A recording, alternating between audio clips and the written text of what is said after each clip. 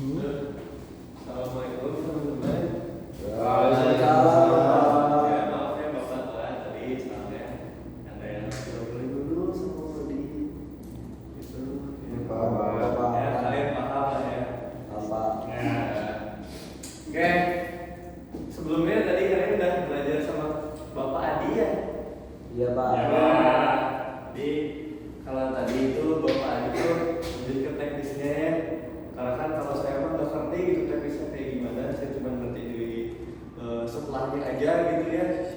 Di sekarang tuh saya membahas tentang fotografi. Nah sebelumnya, nah kalian pernah jadi PDD nggak atau pubdoc? Pernah. Bapak sering.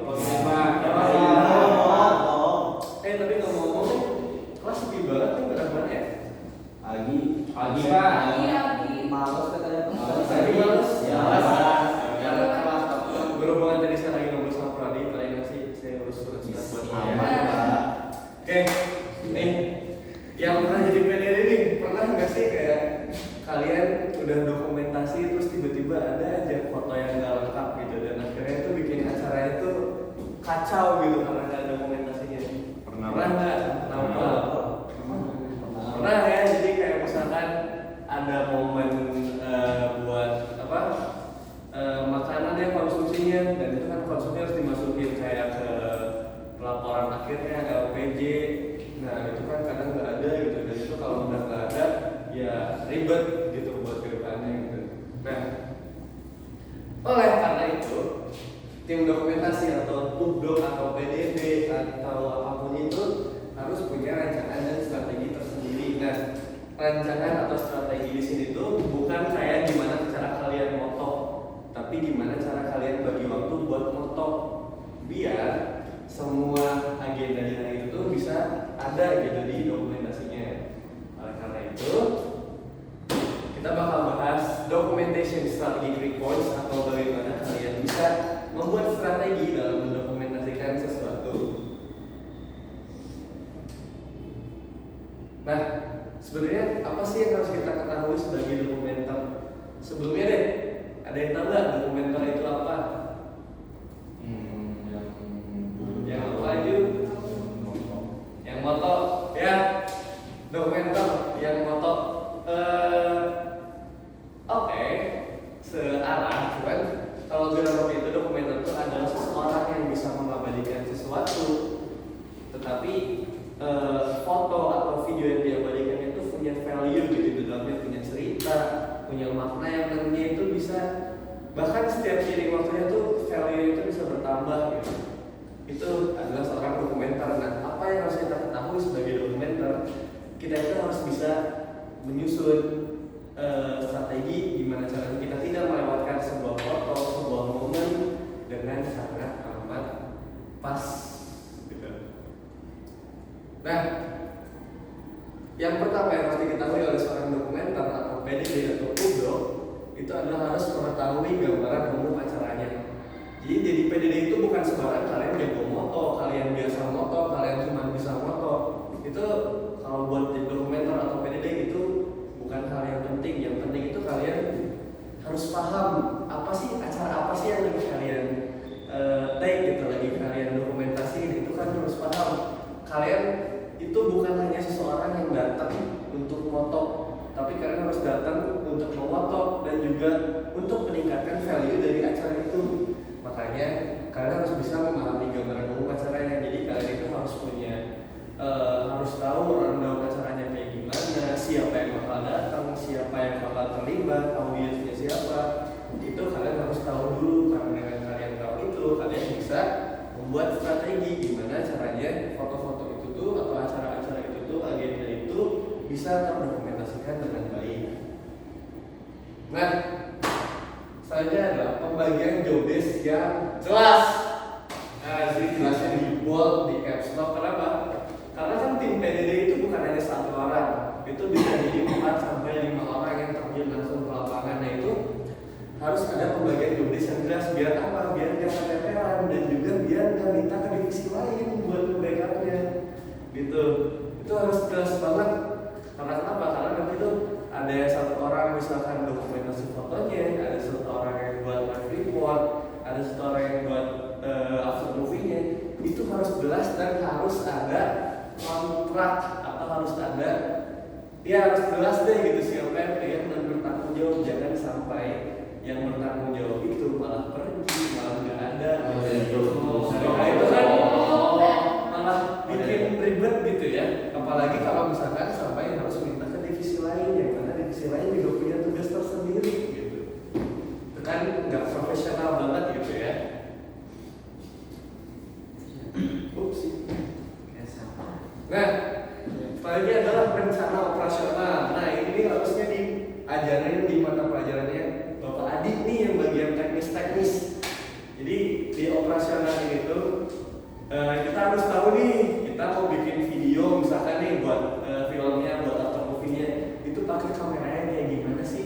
Karena kan nggak mungkin kita bikin film atau bikin after movie tapi pakai kamera yang cocoknya buat foto.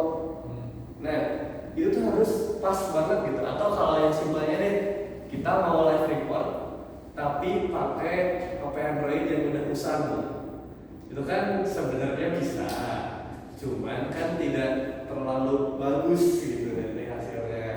Jadi di rencana operasional di sini tuh kita harus tahu kita pakai alat apa, alatnya punya siapa, apakah harus nyewa atau enggak. Itu kita harus rencanain dulu biar apa? Biar matang. Dan kalaupun kita nyewa itu harus ditanggung oleh satu orang. Biar apa? Biar barang yang disewa itu ditanggung jawab oleh dia sendiri, dia yang pakai sendiri, dia yang jaga, dia yang ngulangin. Biar kalau ada apa-apa itu tanggung jawabnya dia sendiri. Nah di rencana operasional itu segala sesuatu tentang alat itu harus dibahas. Nah sekarang ada materi promosi. Percuma dong kalau PDD itu tidak mempublikasikan hasil dokumentasinya, betul?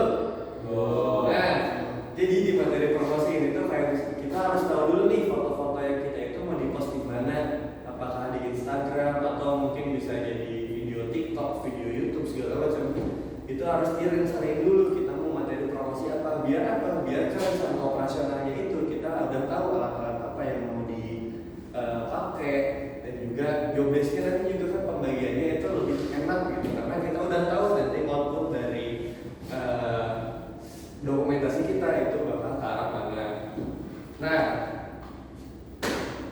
akan tetapi dokumentasi itu yang ribet apanya setelahnya? Sortir foto kan, sortir foto, upload foto, itu tuh males gitu dan ya bikin lama aja gitu. Kadang ada aja kalau misalkan kita orangnya terlalu selektif gitu, ada blur sedikit atau ada foto yang miring sedikit, terus dibenerin satu-satu, dicek dulu, ada yang dihapus, itu lama sih namanya. Maka dari itu nih Bapak akan share namanya file sorter. Jadi di file sorter itu dia bisa nge-sorter file yang mana foto-foto kalian itu jadi lebih gampang lah. Jadi misalkan kalian punya beberapa karakteristik foto yang tinggal dimasukin ke folder-foldernya. Jadi nanti tuh ya tinggal dipencet-pencet aja. Jadi kalian gak usah ribet-ribet Ctrl X pindahin ke folder ini, Ctrl C, delete segala macam, itu nggak perlu. Dengan file sorter ini tuh nanti kalian bisa tinggal cukup pencet-pencet aja mau ke folder yang keberapa dan udah filenya pindah kayak gitu aja, kayak gini nih. Nah jadi di situ ada beberapa folder yang nantinya bisa kalian rename sesuai karakteristik foto kalian, yang nanti hasil dokumentasi kalian tuh disimpan dulu ke yang namanya dump folder. Jadi di dump folder ini tuh disimpan dulu semua foto-foto kalian, lalu bisa dipindah-pindahin ke 5 folder yang nanti bisa kalian rename sendiri, gimana kalian aja itu. Dan juga di sini ada folder sampah. Jadi misalkan kalian mau menghapus itu udah langsung bisa. Dan kayak gini, jadi ini nanti fotonya kalian masukin di dalam folder foto-foto kalian dan udah. Ini ada tombol-tombol, tinggal kalian pencet-pencet aja, tinggal dipencet. Nih tinggal pencet udah. Nah udah kan, udah habis tuh di dalam folder. Kalau misalkan di dalam folder udah habis, otomatis mereka bakal ada di folder-folder yang kalian tadi pindahin. Nah, dengan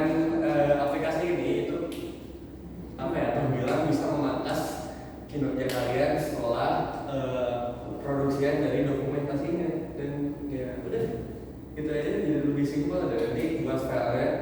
Ini ada linknya sebenarnya, sama nanti Bapak share aja ke grup chat kalian. Grup chat yang ada Bapaknya masih ada kan? Masih ada.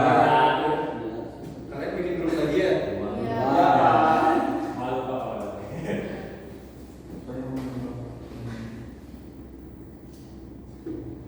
Oke. Karena Bapak tahu kalian tuh banyak tugas ya, Betul. mesti malas, makanya Bapak tuh tadi udah berbincang sama Bapak Adi gitu ya, sudah berkolaborasi sama Bapak Adi buat tugasnya. Jadi kalau yang Bapak Adi kan tadi katanya harus di itu ada framing, ada segala macam. Kalau sama Bapak nggak usah. Jadi kalian coba aja cari momen, kalian datang ke tempat-tempat yang lagi ada acara, misalkan ada acara barongsai atau mungkin lagi ada itu kalau nggak salah ada lomba apa ya yang di zone 73 edition namanya gitu. Itu Oh iya, Pak. iya kan yang dari media itu yang bagus itu yang kemarin. Iya kopi. Itu keren banget sih Pak itu. Coba kalian cari momen aja, momen-momen yang gimana menurut kalian tuh ini momen keren banget dan momen ini tuh kayak sayang banget kalau nggak didokumentasiin gitu. Kayak misalkan kemarin tuh Bapak nonton edition tuh ada yang nendang kepala gitu. Itu kayaknya seru sih kalau buat dokumentasi gitu. Seru banget sih katanya. Oke, karena Bapak tahu kalian gak akan ada yang nanya, jadi Bapak langsung cabut aja ya. Mau ngelaporin tadi Agi ya ke Prodi. Ya, siap. Yaudah kita aja mungkin ya tugasnya dikumpulin minggu depan, nanti ada di classroom, nanti Bapak share classroomnya juga. Nanti kelas-kelas berikutnya sama Bapak Adi dulu aja ya. Bapak rada males masuk kelasnya.